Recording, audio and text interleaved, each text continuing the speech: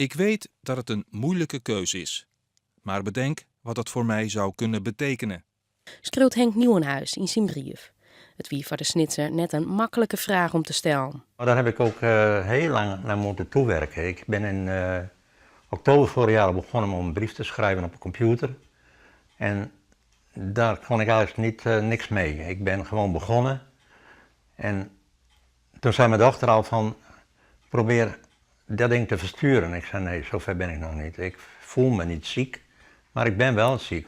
De zoon van Nieuwenhuis ging geen donor worden, want hij had dezelfde nierziekte. Zijn dochter zou het nou wel willen, maar kan nog been krijgen. En dan is het doktersadvies om geen donor te worden. Bij de BN hebben we Nieuwenhuis uitzoeken om de brief te sturen naar het Cerkenblaadje en de publiciteit te zieken. Echt tot ruzie aan toe hebben we daar wel over gesproken. Van, als je wilt blijven leven en wij als familie niks kunnen doen, dan zal er toch iets moeten gebeuren. En dan op deze manier.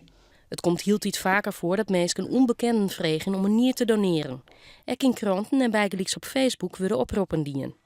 De Nierstichting wil graag een online platform. Zo moet het makkelijker worden om nierpatiënten en donoren met elkaar in contact te brengen. Nou is de wachtlijst nog 4 jaar.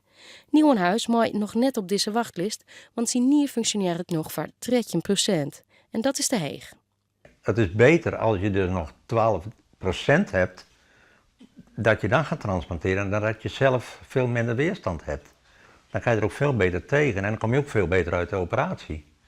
Het is belangrijk om nog dit jaar een levende donor te vinden. Nieuwenhuis is zelfs net al te optimistisch.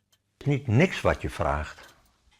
Je vraagt iets, ja, soms denk ik van hoe durf je of hoe kan je het vragen? Maar ik heb hem nodig.